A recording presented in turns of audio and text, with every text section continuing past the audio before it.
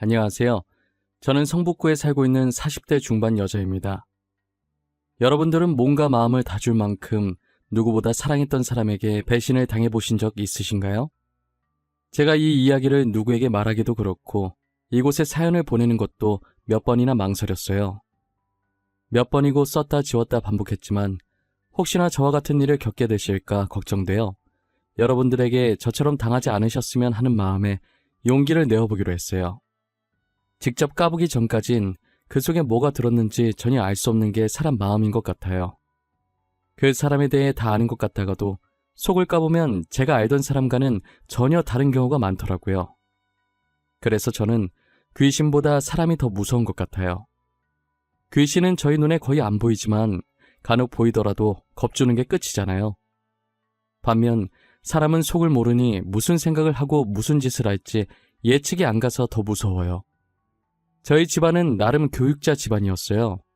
아버지는 사업을 하셨고 저희 외가 쪽이 대대로 교수, 교사셔서 저희 어머니도 대학 교수셨어요. 아버지께서는 제가 사업을 이어받았으면 하는 바람이 있으신 것 같았지만 저는 아이들을 좋아해서 어머니처럼 훌륭한 교육자가 되고 싶었어요. 항상 어머니를 롤모델로 삼고 훗날 중학교 교사가 된 저를 상상하곤 했죠. 그런데 제가 중학생이 되던 해에 어머니께서 갑자기 돌아가신 거예요. 평소 건강해 보이셨기 때문에 어머니의 사망 소식은 제게 더 충격이었죠. 어머니는 평소처럼 수업 준비하다가 갑자기 심장마비가 와서 돌아가셨다고 하더라고요. 알고 보니 어머니께서는 어렸을 때부터 심장이 약하셨대요. 그래서 깜짝깜짝 놀라는 공포영화 같은 것도 못 보고 친구들끼리 놀래키는 장난 같은 건 일절 치지 않으셨다고 아버지께 들었어요. 저는 어렸을 때부터 철이 일찍 들었던 터라 제가 울면 어머니께서 편히 못 가실까봐 울지도 않고 의젓하게 아버지 곁을 지키면서 어머니를 잘 보내드렸어요. 오히려 저보다는 아버지께서 더 슬퍼하셨고 태어나서 처음으로 아버지께서 우는 모습을 보게 됐죠. 늘 가장으로서 위험 있는 모습만 보다가 이렇게 무너진 모습을 보니 마음이 너무 안 좋더라고요. 그래도 장례식을 마치고 얼마 지나지 않아서 다시 평상시 모습으로 돌아오셔서 다행이었어요. 아버지는 제게 지원을 아끼지 않으셨고 하고 싶은 공부가 있다고 하면 다 하게 해주셨어요. 덕분에 저는 공부를 열심히 해서 다들 가고 싶다고 난리인 명문대에 들어가게 되었죠. 대학교 입학할 때까지 공부만 하며 살아왔기 때문에 남자친구를 제대로 사귀어 본 적이 없어요. 고등학생 때 몇 번 사귀긴 했었지만 공부하느라 바빠서 남자친구와 만나서 데이트할 시간이 없었어요. 그래서 헤어진 적이 많았고 매번 그런 식으로 반복되다 보니 연애를 해봤다고 할 수도 없었죠. 저는 대학생 때 우연히 친구 따라 꽈팅이라는 곳에 한번 나간 적이 있어요. 다들 대학 가면 꽈팅에 대한 로망들이 다 있잖아요. 그래서 저도 한번 나가보고 싶었는데 친구가 딱 마침 같이 가자고 제안하더라고요. 애초에 다들 진지하게 만날 생각은 없었고 그 분위기만 즐기는 거라 선뜻 알겠다고 한 것 같아요.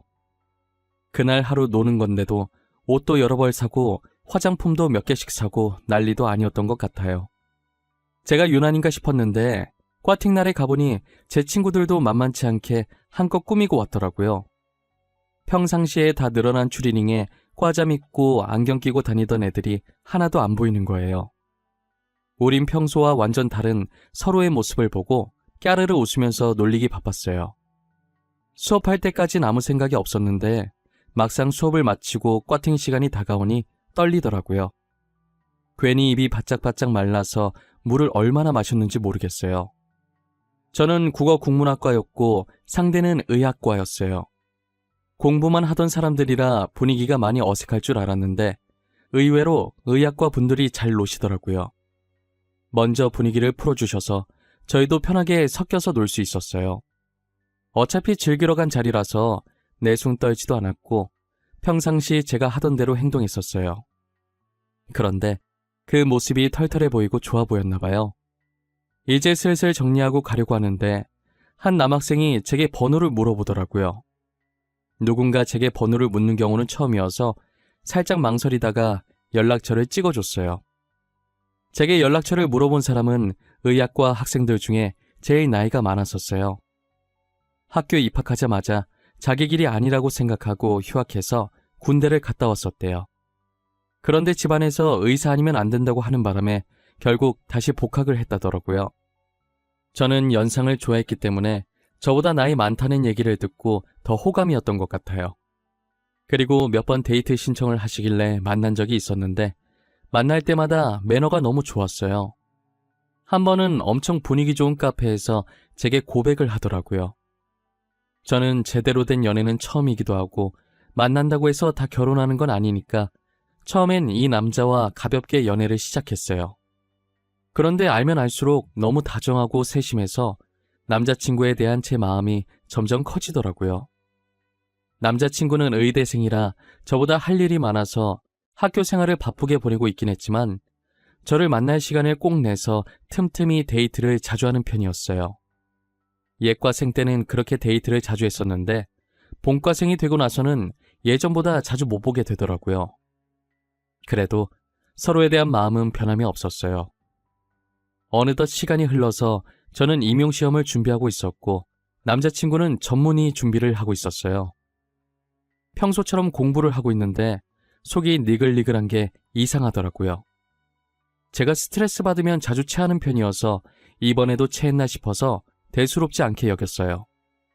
그러다 옆에 있던 물을 마시려고 하는데 물 비린내가 심하게 느껴지는 거예요. 살면서 한 번도 물 비린내를 느껴본 적이 없었는데 갑자기 이러니 당황스럽더라고요. 마시려고 입에 대려하면 헛구역질까지 나서 결국 물을 못 마셨어요. 그날 하루 종일 아무것도 못 먹었고 병원에 가야 하나 생각하던 와중에 설마 하는 생각이 들더라고요. 급하게 예정일을 확인해보니 원래라면 지난주에 했어야 했는데 아직 안 하고 있었어요. 저는 스트레스 때문에 불순이인 거라고 제발 그것만은 아니길 바라는 마음이 간절했지만 제 바람과는 다르게 테스트기를 해보니 2줄이 선명하게 찍혀 있었어요. 2줄을 보는 순간 저는 망했다면서 제 머리를 잡아 뜯었어요. 이게 제 잘못만은 아니기 때문에 남자친구한테 알려야 할 것 같아서 테스트기 사진을 보냈어요. 바빠서 못 볼 줄 알았는데 제가 사진을 보내자마자 전화가 오더라고요. 방금 보낸 사진 뭐야? 설마 임신 테스트기야? 이거 너 거야? 나한테 장난치는 거 아니지? 지금 만우절 아니야. 만우절 3일 남았는데. 장난치는 거 아니고 저거 내 거 맞아. 방금 해본 거야. 오늘 속이 너무 안 좋아서 혹시나 싶어서 해봤는데 2줄 나왔어. 진짜야? 너 임신한 거야? 우리 엄마 아빠 되는 거야? 병원은? 지금 바로 가야 하는 거 아니야? 속 안 좋은 거 말곤 아픈 데 없지? 아픈 곳 없고 병원은 조금 이따 가보려고. 오빠는 걱정 안 돼? 우리 아무것도 준비한 게 없잖아. 아직 제대로 된 직장이 있는 것도 아니고 말이야. 이 아이 낳는 게 맞는 걸까?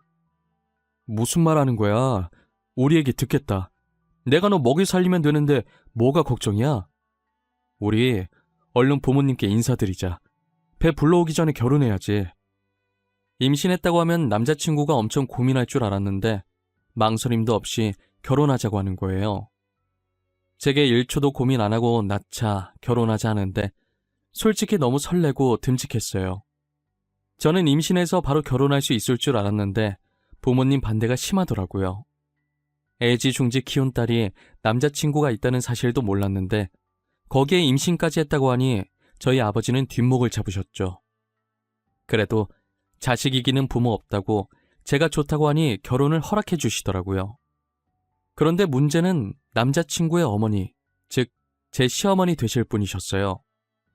남자친구는 저처럼 아버지를 일찍 여의고 홀어머니 밑에서 자랐었어요.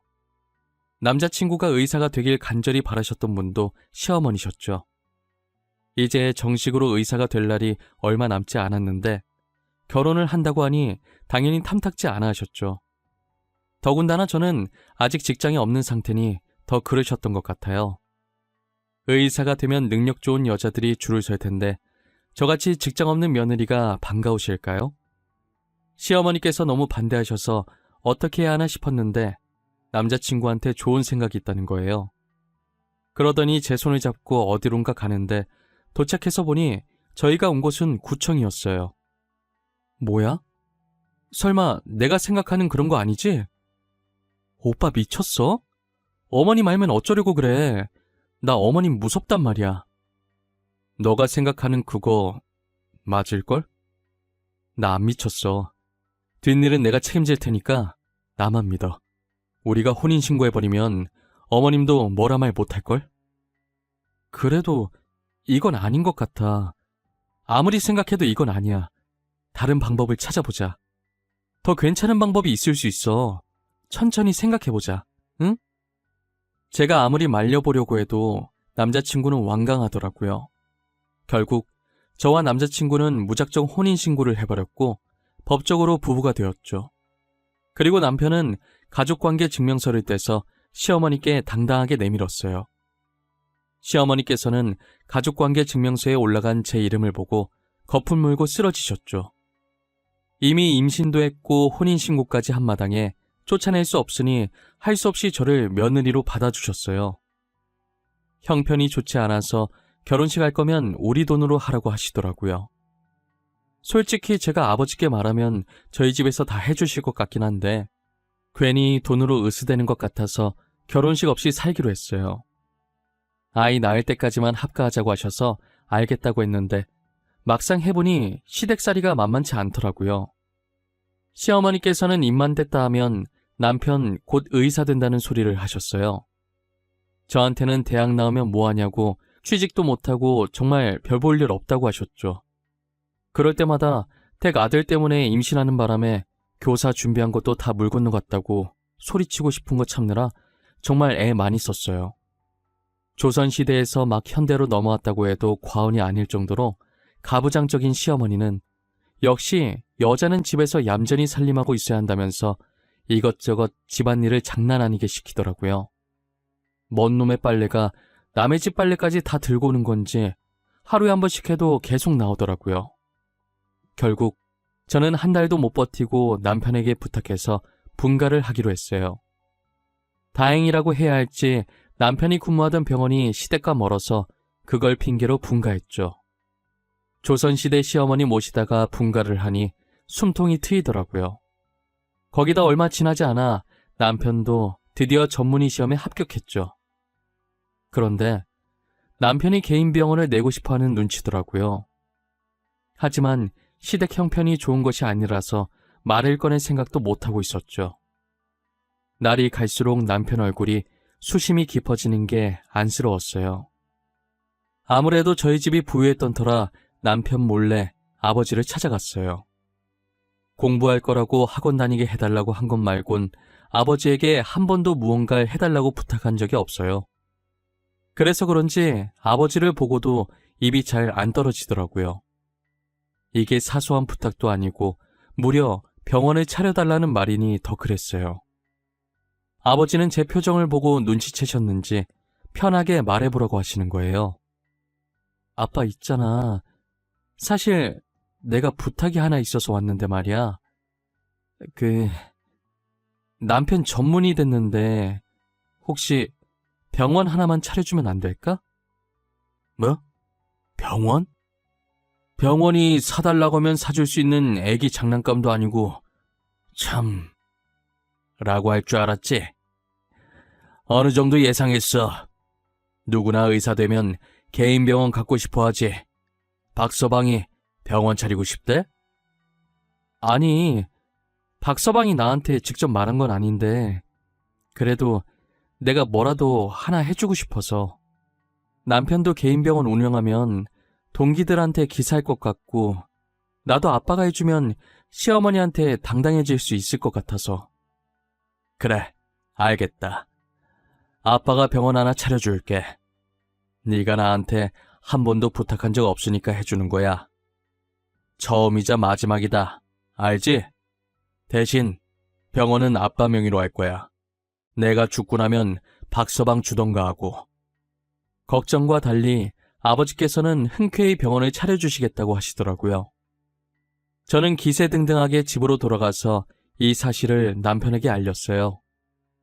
남편은 제 손잡고 너무 고맙다고 하고 아버지께도 전화해서 감사하다고 다음에 찾아뵙겠다고 했죠. 시어머니한테도 말했더니 그런 집안인 줄 몰랐다고 갑자기 저한테 살갑게 대하시더라고요. 돈이라는 게 어떻게 보면 종이 쪼가리 하나인데 이렇게 쥐락펴락 할 수 있다는 게 참 무섭긴 무서워요. 저는 아버지 덕분에 시어머니 앞에서도 당당하게 어깨를 펴고 다닐 수 있었죠. 아버지께서는 정말 예상을 하셨던 건지 이미 병원 인테리어가 다 끝나 있더라고요. 그렇게 남편의 생애 첫 개인 병원은 정말 단기간에 개업할 수 있었어요. 아무래도 아버지께서 사업을 하시니 인맥이 많아서 첫날인데도 사람들이 많이 오시더라고요. 게다가 병원 위치도 좋아서 크게 걱정할 게 없었어요. 그리고 남편 병원이 성형외과다 보니 대다수가 젊은 여성분들이었어요. 제가 드라마를 하도 많이 봐서 설마 드라마에서 보던 일이 펼쳐지는 건 아닐까 했는데 그동안 남편이 제게 했던 행동들을 떠올려 보니 그럴 양반은 아닌 것 같아서 걱정하지 않기로 했어요. 하지만 제가 너무 안일했던 것 같아요. 잘해주다가도 한순간에 변할 수 있는 게 사람 마음인데 말이에요. 저는 남편 병원도 계속 이대로 잘 되고 더불어 제 인생도 승승장구하길 바랐어요. 하지만 정확히 남편이 병원을 개업한 지 4달 만에 저는 충격적인 걸 보고 말았죠. 제가 임신 6개월 차에 접어들어서 어느 정도 배가 나와 있는 상태였어요. 몸이 점점 무거워지니까 움직이기 귀찮아서 집에서만 밥을 먹었는데 그날따라 이상하게 밖에 나가고 싶고 간만에 외식도 하고 싶은 거예요. 서프라이즈로 남편 놀래켜주고 싶어서 퇴근 시간에 맞춰서 말도 없이 병원에 갔었어요.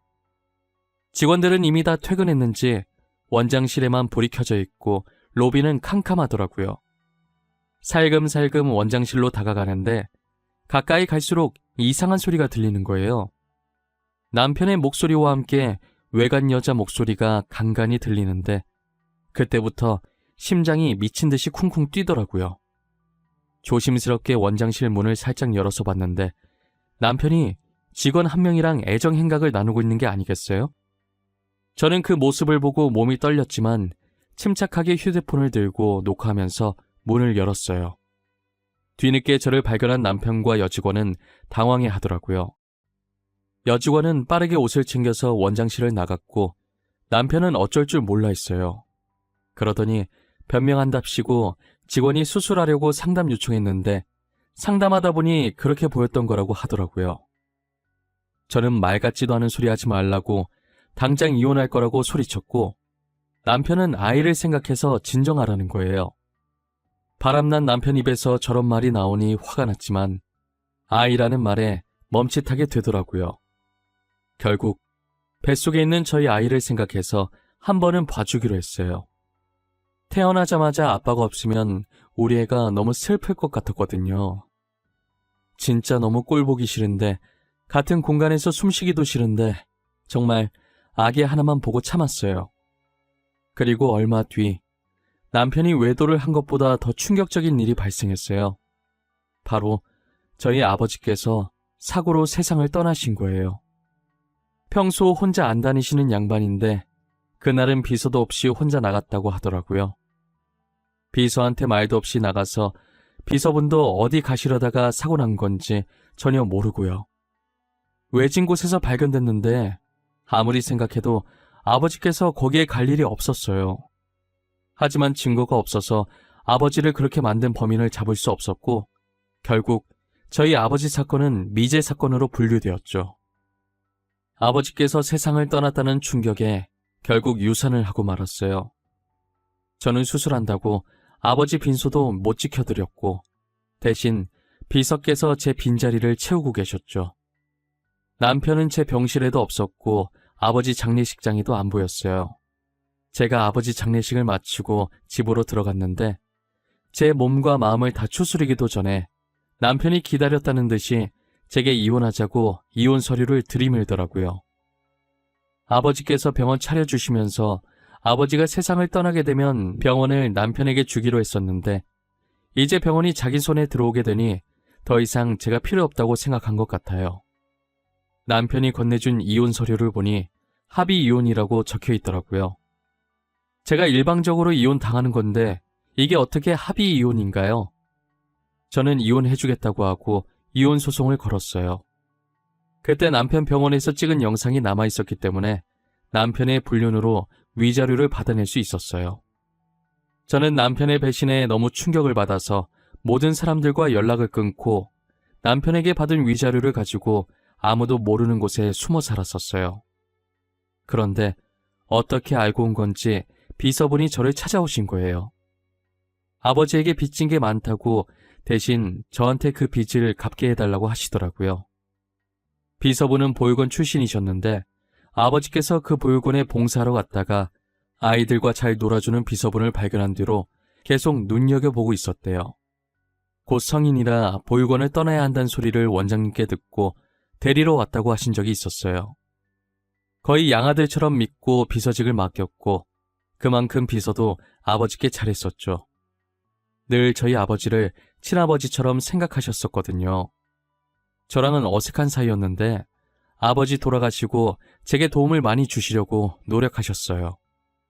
회사는 서울에 있고 저는 강원도로 피해 왔었는데 거의 출퇴근하다시피 제 집을 왔다 갔다 하시면서 상태가 어떤지 살피시더라고요.